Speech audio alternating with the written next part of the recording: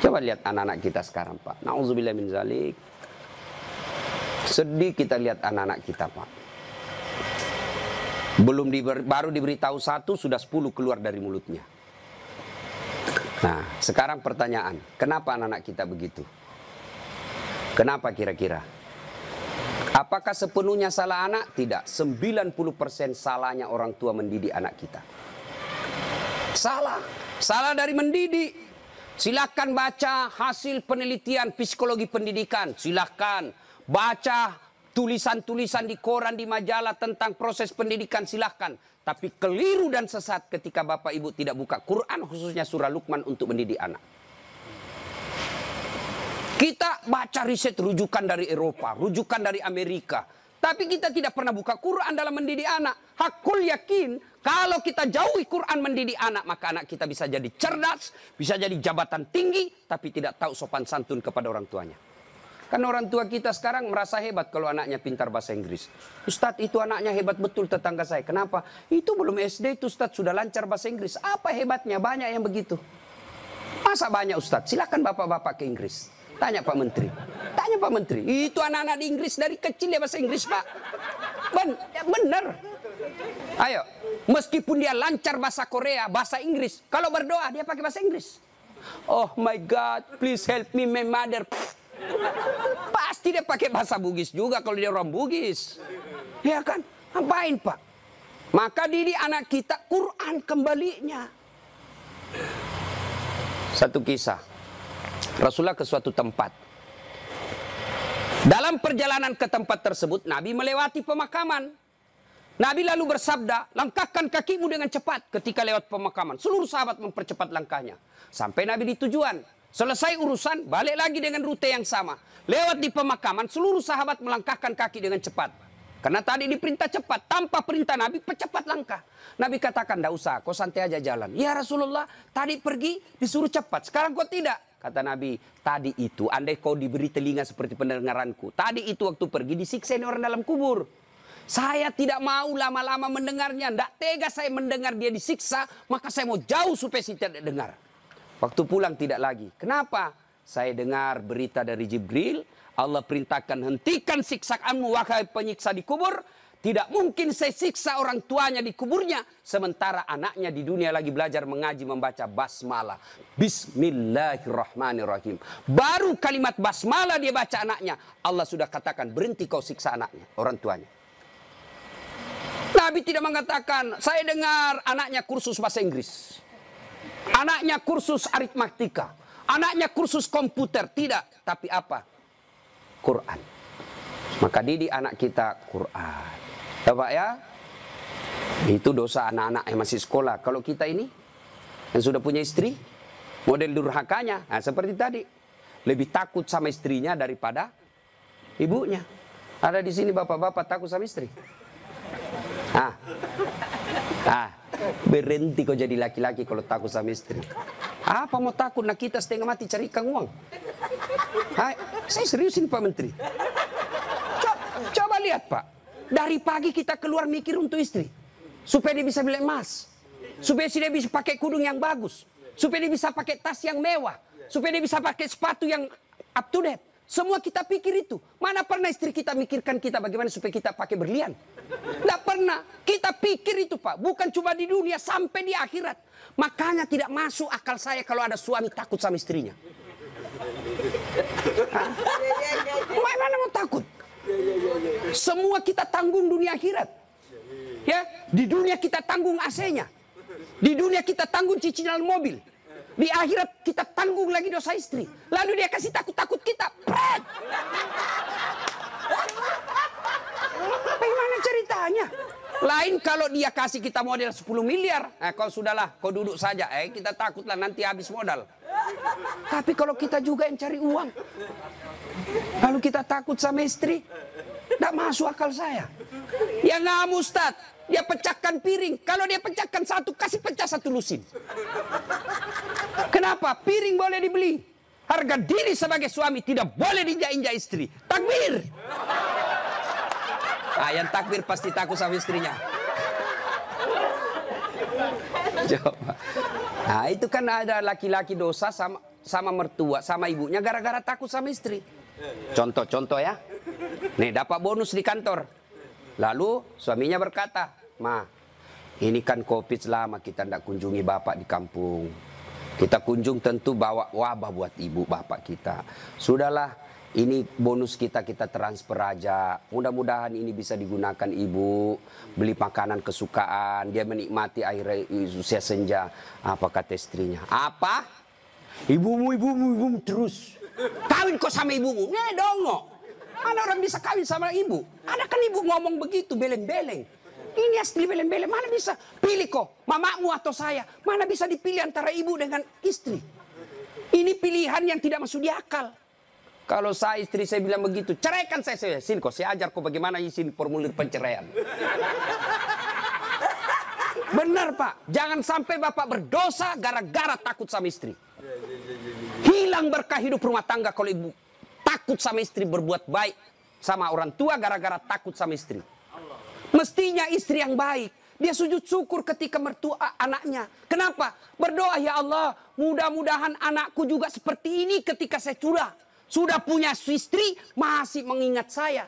Tapi kalau dari kecil anak kita dipertontonkan tidak boleh berbuat baik sama mertua, maka begitu ibu nanti juga tua, dikasih masuk panti jompo sama anak mantunya. Si mau kok. Dengar ibu-ibu ya. Mestinya sujud syukur. Alhamdulillah saya punya suami perhatian betul sama mertua. Mudah-mudahan anak saya juga seperti ini. Ya Allah, terima kasih kau kirim orang tua ini. Gara-gara ini orang tua saya punya suami jadi menteri.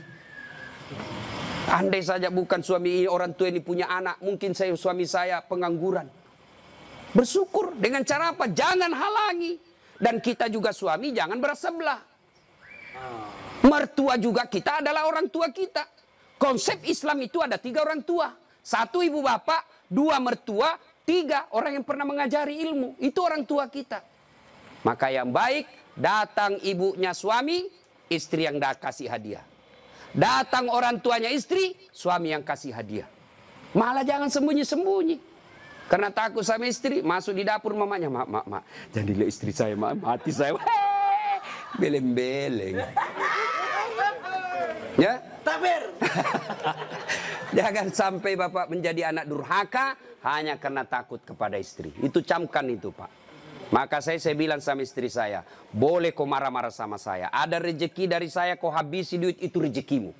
Boleh kau maki-maki saya kalau kau marah. Boleh kau lempar kepalaku, yang penting tidak dikena. Satu yang tidak boleh sedengar, jangan pernah kau sakiti perasaan ibu saya. Begitu sakit perasaan ibu saya, tidak ada mantan orang tua. Tapi istri, banyak namanya mantan istri. Nah itu harus tegas, ini prinsip buat kita anak. Nah ini golongan pertama yang menderita ketika sakaratil maut, anak yang durhaka kepada orang tuanya. Bagaimana dengan almarhum anak Pak Tony? Atau kita yang sudah meninggal orang tuanya? "Ustadz, saya dulu anak durhaka Ustadz. Berapa sering saya kasih keluar air mata ibu saya Ustadz. Tapi saya sudah sadar, saya sudah hijrah sekarang. Tapi orang tua sudah ada kubur. Gimana cara berbuat baiknya?" 1, doakan. Mendoakan orang tua tidak harus pakai bahasa Arab. Mendoakan orang tua bagi yang menikah, ada 4 minimal kita minta. Ya Allah, ampuni dosanya. 2, terima amalnya. Ada amal tidak diterima? Ada. Amal-amal pilkada. Sumbang jilbab 10.000. Supaya dicoblos. Nah, nanti ya Allah mana jilbabku 10.000, kata malaikat. "Bos, pilkada jilbabmu."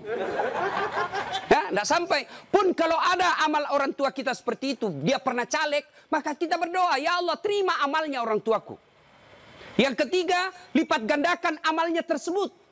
Dan yang keempat, lapangkan alam kuburnya, jadikan kuburnya menjadi taman-taman surga. Lalu tutup dengan doa yang ada Al-Quran, "Allahumma ghafirli wali walidayya warhamhuma kama rabbayani shaghira." Doakan. Yang kedua, cara berbuat baik kepada orang tua semeninggal adalah bersedekah atas nama orang tua. Saudara-saudara sekalian, saya sebagai anak pertama, ini memang ada hak waris kita. Rumah ini kita 4 bersaudara, kita punya hak waris. Tapi inilah peninggalan Bapak yang beliau sejak jadi pegawai sampai pensiun mencicil rumah ini. Tidak elok rasanya begitu meninggal, beliau tidak menikmati rumah ini. Lebih baik rumah ini kita jual, kita belikan beliau jadikan masjid. Nah, setengah dari ini warisan barulah kita bagi. Bagaimana adik-adik? Setuju? Setuju, Kak. Nah, biasa kalau ada begini istri yang menghasut. Apa kek? Kau kan anak pertama, masa kau mau diatur sama adikmu? Dongo ini. Nah, itu biasa itu begitu. Jadi penghasut.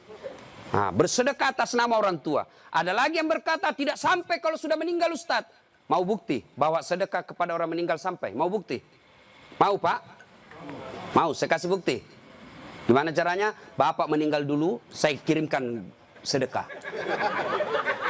Sebab yang begini alam gaib, Pak. Tidak bisa diakali. Kalau Bapak tidak percaya, sudah mati duluan deh. Saya kirim Fatihah dengan binatang kurban. Yang ketiga, cara berbuat baik kepada orang tua sudah meninggal adalah mengunjungi karib kerabatnya. Besok lusa, anaknya almarhum, ya, masih hidup teman-temannya Bapak, ketika sudah usur, anaknya sudah menjadi pembesar, maka kunjungi karibnya. Itulah cara berbuat baik kepada orang tua yang sudah meninggal. Dan yang paling konkret, kalau mau berbuat baik kepada orang tua yang sudah meninggal adalah jadilah anak yang soleh atau soleha. Nah, ibu bapak, saudara-saudara sekalian. Nah, ini yang perlu diluruskan. Orang datang melayat, satu, banyak nginjak-nginjak sunnah Nabi. Dua, tidak ada manfaat buat orang meninggal. Tiga, datang bawa dosa. Coba lihat prakteknya, saya lihat ini. Kenapa saya bilang datang bawa dosa? Datanglah ibu-ibu gaul. Kudung hitam, baju hitam, rok hitam, kacamata hitam, payung hitam. Saya tanya, kenapa hitam-hitam? Dia bilang, Ustaz, selebriti. Tidak, sunnah itu putih-putih. Dosa enggak hitam-hitam? Tidak, tapi dicintai Allah dan Rasulnya kalau bapak ibu pakai putih-putih. Dua, datang tambah-tambah dosa. Itu tadi sunnah Nabi. Yang kedua, datang tambah-tambah dosa. Kenapa tambah-tambah dosa? Datang cerita jelek aja orang, Pak. Lewat satu, terutama ibu-ibu tuh. Mulai pintu dia lihat, Pak. Mulai dilihat dari ujung rambut sampai ujung kaki. Lewat, si Kobi itu kata orang Bugis. Si Kobi nih. Apa? Dia enggak cerita, tapi mulutnya, matanya sinis. Kenapa? Lipstiknya palsu. Kenapa kau tahu? Melengket di giginya. Sudah satu dia gosip, lewat lagi satu. Tidak serasi kudunya sama roknya. Dia bilang, iyo kayak umbul-umbul. Bahkan Ustadz pun digosipnya. Lewat Ustadz Dasar, itu juga bajunya yang di YouTube. Tadi saya lewat, ada saya dengar, itu juga bajunya yang di YouTube itu Pak Ustadz. Kenapa? Saya pakai baju kau yang sibuk. Nah, itu gosip. Maka ibu majelis taklim saya di Makassar, saya anjurkan. Ibu datang melayat, satu, ada wudhu. Dua, bawa Quran minimal surah Yasin. Tiga, begitu datang, ibu baca Yasin bareng-bareng. Tidak bisa baca Yasin bareng-bareng, itu majelis taklim yang baik. Ketua majelis taklimnya, saudara-saudara sekalian, mari kita baca Yasin bareng-bareng, saya pimpin. Itu majelis taklim yang manfaat. Bukan ngurus baju seragam. Apalagi memanfaatkan pilkada. Pak, anggota majelis taklim saya 300, Pak. Tapi amban, Pak. Tapi minta tolong seragam, Pak, ya. Ada juga majelis taklim memanfaatkan begitu proposal banyak ketika pilkada. Nah, maka majelis taklim yang bagus, ada orang wafat, pimpin tahlilan. Sudah itu, tidak bisa baca Yasin, Ustaz. Sudah, baca Al-Fatihah. Buru-buru, Ustaz. Sudah, baca Qul huwallah 3 kali. Masih juga buru-buru, Ustaz. Sudah tidak tahu baca itu semua, Ustaz. Sudah, baca saja. La ilaha illallah, la ilaha illallah, la ilaha. Itu aja kita ulang-ulang selama kita melayat. Itu pun tidak bisa, Ustaz. Ya sudah, kau diam saja. Tidak bisa juga diam, Ustaz. Ya cepat kau pulang. Daripada tinggal bawa dosa saja. Nah, sudah. Yang ketiga, kenapa tidak ada manfaat buat orang meninggal? Tidak ada yang sholat jenazah. Bagaimana orang lain mau sholat jenazah? Keluarganya aja tidak ada sholat jenazah. Mantunya sibuk ngurus ambulans, iparnya sibuk ngurus tenda, anaknya sibuk ngurus konsumsi. Tidak ada ikut sholat jenazah. Orang lain yang sholat jenazah. Orang lain belum tentu ikhlas. Banyak yang sholat, Ustaz. Kenapa banyak? Karena bapaknya menteri. Jadi tidak ikhlas orang. Tapi coba kalau keluarganya, pasti ikhlas. Saya hampir jarang sekali melihat ibu-ibu sholat jenazah. Jarang. Maka jangan heran ketika ibu meninggal, sedikit juga yang sholat jenazah. Kenapa? Karena waktu hidup, jarang dia sholat jenazah. Maka wafatnya pun sedikit yang sholat jenazah. Ustaz tidak muat rumahnya, Ustaz. Di teras. Ustaz tidak ada air. Tayamum. Ustaz tidak ada air. Boleh tidak wudhu. Imam Syafi'i mensyaratkan wudhu. Imam Ahmad boleh tidak wudhu. Karena itu bukan sholat. Dia hanya doa. Saya tidak tahu bacanya, Ustaz. Ikut saja sama imam. Yang penting takbir 4 kali, jangan ruku. Kalau bapak ruku, siap-siap malu sendiri. Nah, ini cerita, wallahu alam benar atau tidak. Cerita ini takbir imam. Allahu Akbar, takbir juga dia, Allahu Akbar. Takbir kedua imam, Allahu Akbar, dia ruku. Dia, kenapa saya sendirian ruku ini? Takbir ketiga imam, dia, sekalian sujud deh. Dia sujud. Pas selesai sholat ditanya, hei, kenapa kau sujud? Dia bilang, ini orang banyak sekali dosanya. Tidak diampuni kalau tidak ruku. Supaya habis sekalian, ya sekalian saya sujud. Ini jawaban orang kepepet. Nah, ibu bapak, saudara-saudara sekalian. Ya. Habis baterainya. Ibu bapak yang saya muliakan. Masuklah, diantarlah kita. Diantar ini lagi yang banyak kadangkala mempermalukan Islam. Saya tidak tahu kalau di sini. Saya melihat kalau di daerah sebagian Makassar, Pak, orang meninggal. Kala-kala demo, Pak. Naik di mobil, dia putar bajunya. Orang mati, orang mati. Wah, minggir. Sampai mobilnya orang dilempar. Jangan begitu. Ngapain buru-buru? Jadi sebelum diantar jenazah, keluarga yang berduka pidato. Terima kasih Bapak Ibu sudah memberikan kami dukungan moral. Tapi tolong jangan mempermalukan kami di jalan. Jangan lagi menambah duka kami dengan mengganggu pengguna jalan yang lain. Saya kalau pergi mengajar, tiba-tiba jenazah di mobil jenazah, bagus cara pengantarannya, saya minggir Pak, saya kirimkan Fatihah. Kirim Fatihah untuk Rasulullah, saya ikutkan jenazah yang diantar. Tapi kalau menakutkan, tidak ada yang mau doakan. Ya? Ngapain buru-buru? Ngapain buru-buru? Kan ada lagi yang paham, tidak tahu dari mana dia belajar. Katanya kalau terlambat disiksa. Bagaimana ceritanya? Kalau dilewati 5 manu, disiksa orang meninggal. Orang meninggal kalau dia... Itu orang sholat, bagi orang yang hidup, orang meninggal, tidak bakal dia disiksa gara-gara dia terlambat dikubur. Ngapain buru-buru? Itu juga sudah ada liangnya sudah siap. Semua apa perluan pemakaman sudah siap. Apalagi kalau ada wasiat orang yang meninggal. Jangan kau kubur saya sebelum anakku datang dari Amerika. Wajib kita tunggu. Itu wasiat. Ada 7 kewajiban orang hidup terhadap orang mati. 1 diantaranya wasiat. Kecuali wasiatnya bertentangan agama atau melanggar mengandung mudarat. Misal, jangan pernah kau kuburkan saya di tempat kopi. Kuburkan saya di kampung. Tapi keputusan pemerintah pukul karena dia wafat karena COVID, ya boleh tidak diamalkan wasiatnya. Kenapa? Karena dia mengandung mudarat. Atau dia bilang kuburkan saya di kampung. Tapi begitu mau dikuburkan ada badai, tidak bisa nyebrang pulau. Boleh itu karena di luar kemampuan kita. Atau besok-besok saya meninggal kasih narkoba di atas kuburku. Karena dia pecandu narkoba. Tidak boleh itu Pak, melanggar ya. Jadi Bapak, saudara-saudara sekalian. Nah, sampailah kita di pemakaman. Nah, ini juga yang perlu diluruskan. Berapa banyak orang yang sampai pemakaman tidak melaksanakan sunnah Rasul. Diajarkan begitu sampai pemakaman, ucapkan Assalamualaikum ya ahlal kubur. Ya, tidak tahu itu cukup. Semoga keselamatan bagi kemuliaan ke semua penghuni kubur. Insya Allah saya ikut menyusulmu. Nah, ada lagi pelanggaran yang kita lakukan apa? Menginjak-injak batu nisan. Tidak boleh sama menduduki batu api neraka itu Pak. Ada yang sampai duduk sambil merokok di atas batu nisannya orang. Tidak boleh. Pemakamannya padat Ustadz. Bapak tidak usah masuk. Cukup yang memikul. Bagaimana yang memikul Ustadz? Boleh karena dia darurat. Karena kalau satu langkah jatuh Pak, jatuh jenazah. Sudah dimakamkan? Nah, sudah selesai. Kembalilah pemakam. Ya, tinggallah kita. Bapak merantau ke Papua. Tidak nyaman di Papua, kembali ke kampung, Sulawesi Tenggara. Merantau lagi ke Surabaya, di Surabaya tidak nyaman, kembali lagi ke kampung. Merantau lagi ke Makassar, Makassar tidak nyaman, kembali lagi ke kampung. Masih ada pilihan. Bapak pegawai negeri ditugaskan ke Papua, tidak nyaman, tidak ada sinyal, Bapak boleh pensiun dini. Tidak disenang saya sama menteri saya, boleh Bapak pensiun dini, tidak ada masalah. Tapi begitu Bapak masuk kubur, senang tidak senang, tinggal kau di situ, tidak boleh kau keluar lagi. Siapa orang yang tersiksa di dalam kubur? Yang pertama kata Nabi, al-mutahawilu bis-sholah, yang menganggap enteng sholat. Orang yang menganggap enteng sholat Pak, jangan, sudah. Sholat itu di akhirat nanti barcode. Bapak beli elektronik kan sekarang pakai barcode. Ya kan? Nah, Bapak begitu setor jualan, cek, cek. Berarti ini boleh, bawa. Di akhirat kalau bapak di barcode, bagus sholatnya. Tidurkan dia, kata Nabi, seperti tidurnya tidur pengantin baru. Tapi di barcode, hilang, redup-redup. Ini macet. Ini sholat Jumat, hari Jumat saja. Paling terlambat datang, paling cepat pulang. Orang khotbah dia tidur. Begitu bangun, aliran apa yang tidak ada khotbahnya? Bukan aliran apa, kau yang tidur beleng. Mana? Percaya Pak, orang yang tidak ada sholat demi Allah.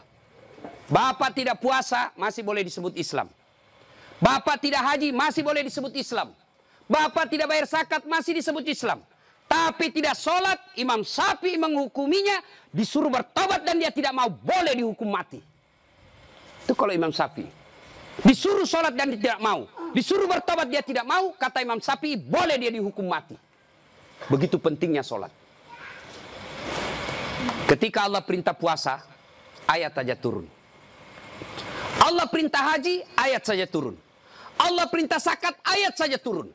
Allah perintah sholat, tidak boleh ayat turun. Rasulullah dijemput oleh 4 malaikat menghadap kepada Allah. Kenapa? Ini perintah penting. Diberikan perintah sholat. Pak Menteri, ada himbauan kepada seluruh kepala daerah se-Indonesia, hanya berupa himbauan cukup WhatsApp dalam grup. Tapi kalau itu berupa SK yang penting, Gubernur datang kantor menteri. Kenapa? Ini penting. Tidak boleh kok di WhatsApp. Sholat demikian pentingnya, sehingga Nabi harus diundang menghadap. Itulah disebut Isra dan Mi'raj. Bapak kerja jadi Grab, jadi menteri. Munafik kalau Bapak katakan, bukan untuk dunia saya. Bohong. Kita bekerja apapun profesi kita untuk memperbaiki dunia. Lalu siapa yang punya dunia? Allah Subhanahu wa ta'ala. Artinya, mustahil dunia dalam genggaman kalau yang punya dunia Bapak jauhi. Saya kasih contoh. Saya akrab dengan Pak Menteri.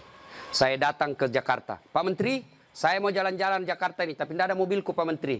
Kata Pak Menteri, aman terkendali Ustadz. Pak Menteri telepon ajudan. Ajudan, siap Pak Menteri. Itu ada Ustadz Dasat, kau jemput dia. Nanti dikena lagi kita di ceramah. Kau jemput dia.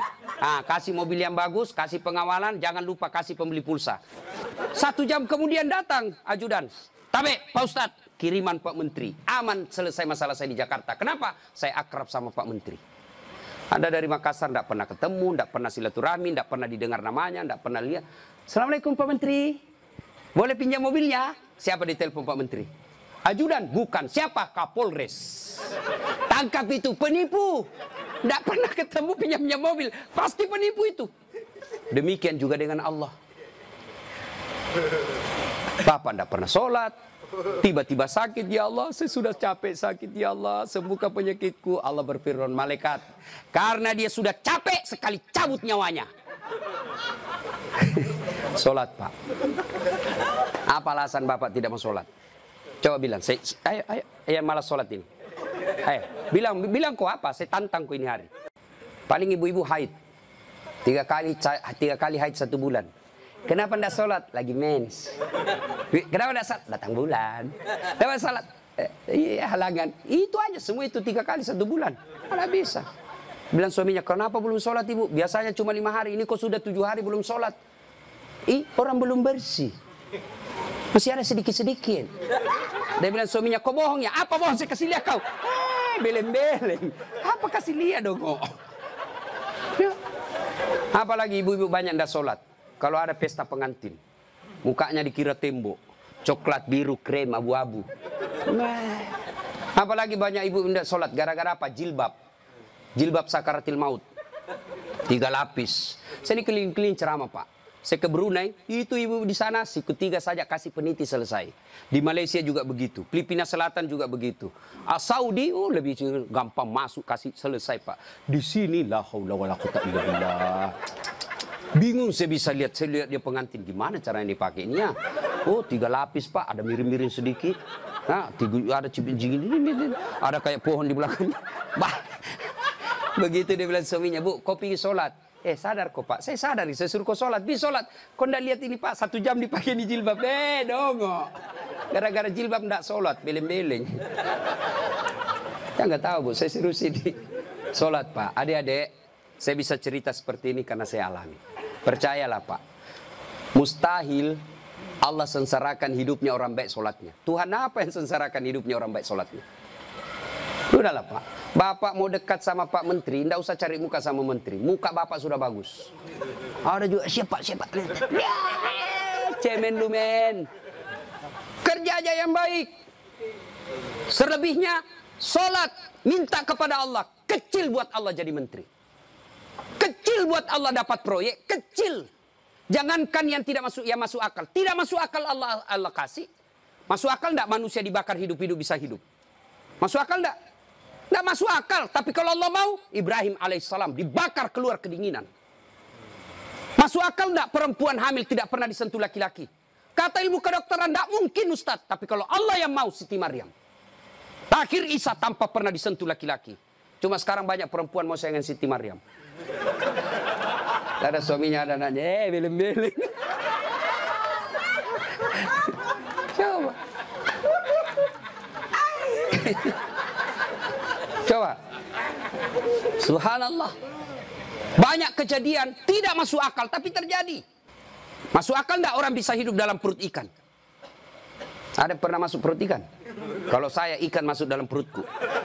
Kalau Allah yang mau, Yunus alaihissalam 40 hari dalam perut ikan, hidup keluar dengan selamat.